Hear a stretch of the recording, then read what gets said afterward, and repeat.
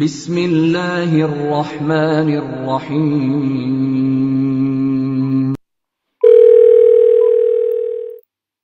السلام علیکم،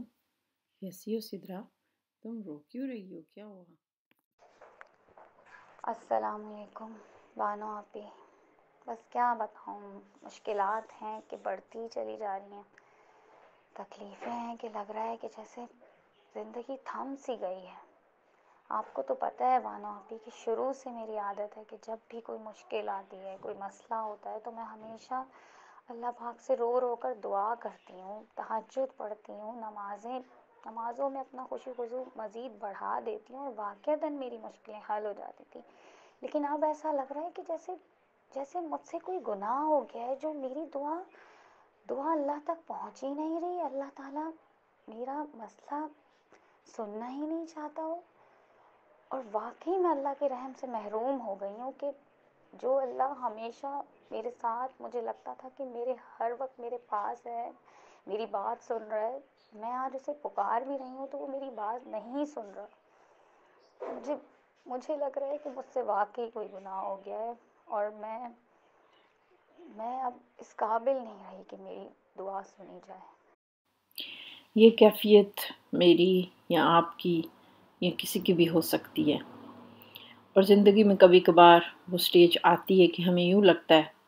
کہ شاید میری دعائیں اوپر نہیں اٹھ رہی۔ ہم عموماً دو قسم کی دعائیں مانگتے ہیں، اپنی ذات سے متعلق، اپنی دنیا اور آخرت کے لیے، اور اپنے سے جڑے ہوئے لوگوں کے لیے۔ دعا کوئی بھی ہو، کبھی کبھار اس میں تاخیر ہو تو اس طرح کے وسوسے اور فیلنگز آ ہی سکتی ہیں۔ تو یہاں پہ ایک بات سمجھ لیں کہ آپ کی دعا قبول ہو رہی ہے یا اس میں تاخیر ہوئی، اس کا تعلق اس بات سے ہرگز نہیں ہے کہ اللہ تعالیٰ آپ سے ناراض ہو گیا ہے یا آپ سے خوش نہیں ہے۔ ان دونوں باتوں میں کوئی تعلق نہیں، اور بالفرض اگر کوئی تعلق بنتا بھی ہو تو میرے اور آپ کے پاس یہ جاننے کا کوئی ذریعہ نہیں ہے۔ اس بات کو سمجھنے کے لیے حضرت نوح کا قصہ دیکھیں کہ اللہ تعالیٰ کے برگزیدہ پیغمبر، اللہ تعالیٰ نے ان کا قرآن میں جس طرح تذکرہ کیا ہے کہ انہوں نے اپنی قوم کے لیے بہت ہی محنت کی، 950 سال تک لوگوں کو اللہ کی طرف بلایا، ان کو دعوت دیتے رہے، اور قرآن نے ان کے قصے کو کئی جگہ پہ بیان کیا، کس طرح لوگ ان کا مذاق اڑاتے تھے اور وہ پھر بھی ان کے لیے تڑپتے تھے۔ تو آپ کو کیا لگتا ہے کہ انہوں نے اپنی بیوی اور بچوں کو دعوت نہ دی ہوگی، یا ان کے لیے اس پورے عرصے میں دعائیں نہ مانگی ہوں گی؟ یعنی وہ حضرت نوح علیہ السلام جو اپنی قوم کے لیے دعائیں کرتے تھے اور کوشش کرتے تھے، تو کیا وہ اپنے گھر والوں کے لیے نہ کرتے ہوں گے کہ ان کے بچوں کو، ان کے گھر والوں کو ہدایت مل جائے؟ تو یہ نقطہ پھر سمجھنے کا ہے کہ ان کی اپنی اولاد کے حق میں پھر دعا کیوں قبول نہ ہوئی۔ اور کچھ لوگ ممکن ہے کہ ہم سے خود 1000 گنا بہتر ہو۔ کچھ والدین اپنی اولاد کے لیے پریشان ہوتے ہیں کہ تمام تر محنت کے باوجود اور جو انہوں نے تربیت کی، یوں لگتا ہے کہ وہ ضائع ہوئی ہے، اور ان کو یوں لگتا ہے کہ اولاد کے حق میں کی گئی ان کی دعائیں قبول نہیں ہوئی، ان کی اولاد دین سے دور ہو جاتی ہے۔ تو وہ پھر یہ سوچنے لگتے ہیں کہ شاید ہم سے کوئی غلط ہوا کہ اللہ نے ہماری یہ دعا قبول نہیں کی۔ ہمارے پیارے نبی صلی اللہ علیہ وسلم، آپ کی دعائیں پوری امت کے لیے تھیں، ہر ایک کے لیے تھیں، تو آپ کو کیا لگتا ہے کہ انہوں نے اپنے سگے چچا یا اپنے دادا کی ہدایت کے لیے دعا نہ مانگی ہوگی، یا ابو لہب کے لیے ہدایت کی دعا نہ کی ہوگی؟ تو بعض اوقات ہم میں سے ایسے لوگ، ایسے بہنیں ہیں کہ جن کو خود تو دین کی روشنی ملی، لیکن ان سے جڑے لوگوں کو نہ مل سکی، کیونکہ ہم جسے چاہیں اسے ہدایت تو نہیں دے سکتے۔ میں ایسے لوگوں کو بھی جانتی ہوں کہ جن کو اللہ نے دین کا علم دیا، وہ کسی جماعت، کسی تحریک سے جڑ گئے اور خود وہ دین کو سمجھنے لگے، لیکن ان کے بڑے، ان کے والدین کچھ رسموں کے پابند ہیں، وہ دین کو نہیں بلکہ ایک کلچر کو زیادہ اہمیت دیتے ہیں، تو اور ان کے اندر بدعات بہت زیادہ ہے۔ تو ایسے میں اولاد بہت پریشان ہوتی ہے اور وہ اپنے والدین کے لیے بہت تڑپتی ہے، اور سوچتے ہیں کہ ان کی والدین کے حق میں شاید ان کی دعائیں قبول نہیں ہو رہی. تو ایسے میں حضرت ابراہیم کا جو قصہ ہے وہ یاد کر لیں کہ حضرت ابراہیم کا جو مقام اور مرتبہ ہے، ہم درود میں ان کے لیے دعا کرتے ہیں، تو انہوں نے بھی تو اپنے والد کے لیے دعا کی تھی، ہدایت کی. اسی طرح زندگی میں بعض دفعہ صحت کی آزمائش آ سکتی ہے، مال کی آزمائش ہے، اور ممکن ہے کہ پچھلے سال آپ نے اعتکاف کیا ہو، عمرہ کیا ہو، حج کیا ہو اور ان جگہوں پہ دعائیں مانگی ہوں، اور آپ کو یہ لگا ہو کہ یہ دعائیں اوپر نہیں جا رہی، یہ میرا مسئلہ حل نہیں ہو رہا. اس موقع پہ میں آپ کو ایک اور نقطہ یاد دلانا چاہتی ہوں کہ اللہ تعالیٰ نے قرآن میں انبیاء کی دعاؤں کا بطور خاص ذکر کیا ہے اور ان کی آزمائشوں کا بھی ذکر کیا ہے. تو یہاں پہ اس آزمائش کی بات کرتے ہیں کہ حضرت یعقوب نے حضرت یوسف کے بھائیوں کے لیے ضرور دعا کی ہوگی. یعنی اگر ان کا حضرت یوسف جیسا صالحہ بیٹا تھا تو انہوں نے جس طرح ان کی تربیت کی اس طرح باقی بچوں کی بھی کی ہوگی، اور ان بھائیوں کے لیے بھی جو حضرت یوسف کے بھائی تھے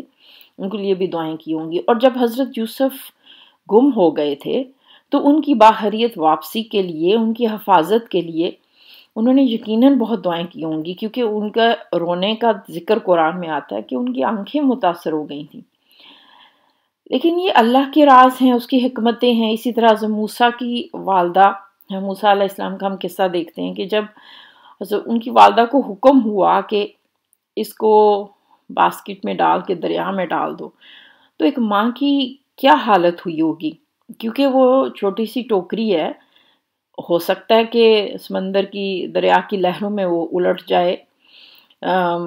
ٹوٹ جائے، یا وہ واٹر پروف تو نہیں تھی کہ ہو سکتا ہے اس کے اندر پانی آ جائے.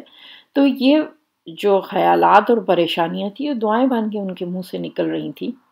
اور ان کی جو کیفیت تھی اس کا قرآن نے خود ذکر کیا ہے کہ قریب تھا کہ وہ یہ راز کھول دیتی. تو انہوں نے جو دعائیں کی تو دیکھیں چند گھنٹے کے اندر اندر اللہ تعالیٰ نے ایسے اسباب پیدا کیے کہ حضرت موسیٰ کو ان کی ماں سے ملوا دیا، کیونکہ جب ان کا اگلا فیڈ ٹائم ہوا اور جیسا کہ قرآن نے قصہ بیان کیا کہ ان کی بیٹی نے محل میں جا کے بات کی، اور اس طرح موسیٰ علیہ السلام کی جو والدہ تھی وہ محل تک پہنچ گئیں. اس کے برعکس ہم دیکھتے ہیں کہ حضرت یوسف کئی سال تک گم رہے، اور ان کے والد جو ہیں وہ رو رو کر دعائیں مانگتے رہے، اور کئی سالوں کی دعائیں تھیں. تو یہ نقطہ قابل غور ہے. ہماری زندگی میں مشکلات آتی ہیں اور آ سکتی ہیں، جو ممکن ہے کہ دعا ہم کریں لیکن فوراً حل نہ ہو یا کبھی حل ہی نہ ہو. تو پھر سوال یہ پیدا ہوتا ہے کہ پھر ہم دعا کیوں کریں، دعا کا مقصد پھر کیا ہے. ہم نے دراصل دعا کو طلب کا یا ضرورت کا بمانی سمجھ لیا. اگرچہ کہ دعا میں طلب اور حاجات ہم اللہ کے سامنے رکھتے ہیں، لیکن دعا اصل میں کیا ہے؟ پکارنا. دعوتکم، میں نے تمہیں پکارا. جیسے ہم اردو میں کہتے ہیں کسی کو دعوت دینا، بلانا. تو ہم دعا میں اللہ کو پکارتے ہیں، ایک عاجز بندے کی طرح اپنی عرضیاں اس کے سامنے پیش کرتے ہیں. ظاہر ہے ہم اللہ کو آرڈر تو نہیں دے سکتے نا کہ یہ چیز ایسے کر لو، جیسے کسی مطلب آپ نے کیٹالاگ میں کوئی چیز پسند کی اور آرڈر دے دیا کہ مجھے یہ چیز ایسے چاہیے. تو ایک غلام بن کے عرضیاں پیش کرنا، مدد مانگنا کسی مشکل میں ہمارا یہی کام ہے. اور اللہ تعالیٰ کو کیا پسند ہے کہ بندہ اس سے رجوع کرے، اس کے سامنے گریہ زاری کرے، بار بار اسے پکارے. اب اس نے اس پکار کا جواب کس شکل میں دینا ہے، کب دینا ہے، یا اسے آخرت کے لیے ذخیرہ کر دینا ہے، یا اس مسئلے کو فوراً حل کرنا ہے، یہ الگ بحث ہے. لیکن دعا کا تعلق ایک عبد اور معبود کا تعلق ہے، یہ بذات خود عبادت ہے. بعض اوقات کچھ لوگ یہ سوال کرتے ہیں کہ میں نے ایسا کیا کیا کہ میرے ساتھ یہ ہو گیا، یا میرے حالات ایسے کیوں ہو گئے، کیا میں یہ ڈیزرو کرتی تھی، مجھ سے ایسی کیا غلطی ہو گئی. اگر یہ سوال آپ کے ذہن میں بھی اٹھتا ہے تو ذرا سوچیں، حضرت یوسف علیہ السلام جو ہیں وہ بہت چھوٹے تھے، تو آپ کو کیا لگتا ہے بچوں سے کیا گناہ ہوا ہوگا؟ بچے تو ویسے ہی معصوم ہوتے ہیں، تو انہوں نے ایسا کیا گناہ کیا کہ وہ کنویں میں پھینکے گئے، پھر غلام بن کے بیچے گئے، والدین سے جدائی وہ بھی اتنی چھوٹی عمر میں، اور پھر وہ جیل میں ڈالے گئے الزامات کی وجہ سے، اور وہ بھی جو غلط الزامات تھے، وہ تو بالکل معصوم تھے۔ کوئی اور ان حالات سے گزرتا تو یقیناً گلے کرتا کہ میں نے ایسا کیا کر دیا کہ اللہ نے میرے ساتھ یہ کر دیا، لائف از انفیئر۔ اور بعض دفعہ تو خود مسلمانوں کی منہ سے بھی یہ نکل جاتا ہے کہ اللہ از انفیئر۔ دیکھیے، اللہ معاملات پر غالب ہے اور ہمیشہ رہے گا، اور اس کی حکمتیں جس میں ہماری بھلائی ہی پوشیدہ ہوتی ہے، بعض دفعہ ان واقعات اور حالات میں ہماری اپنی بھلائی ہوتی ہے، اور بعض دفعہ دوسروں کی بھلائی کا ہمیں ذریعہ بنا دیا جاتا ہے۔ اس کو آپ یوں سمجھے کہ اگر حضرت یوسف اپنے والد سے جدا نہ ہوتے، نہ اس کنویں میں پھینکے جاتے، تو پھر وہ مصر نہ جاتے تو جیل جا کے ان 2 لوگوں سے نہ ملتے جن کو حضرت یوسف نے خواب کی تعبیر بتائی، اور وہ 2 لوگ نہ ملتے تو وہ بادشاہ تک ان کا رابطہ نہ ہوتا کہ جس کو خواب آیا، اور خواب کی تعبیر میں حضرت یوسف نے جو پلان بتایا کہ 7 سال قحط پڑے گا، تو اس دوران تم یہ اور یہ اور یہ تدابیر کرنا۔ اگر حضرت یوسف ذریعہ نہ بنتے، وہ پلاننگ بادشاہ کے سامنے نہ رکھتے، اس وقت کی گورنمنٹ تک کو نہ بچاتے، تو سوچئے کہ کتنے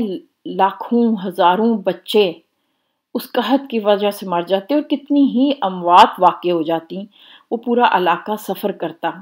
تو کتنی ہی زندگیاں تھیں، یعنی اس ایک بچے کی تکلیف کے پیچھے پورے علاقے کے بچے بچ گئے، اور ان کا وجود باقی سب کے لیے نجات کا ذریعہ بن گیا، پورا ملک بچ گیا، اس علاقے کے پورے لوگوں کی زندگیاں بچ گئیں۔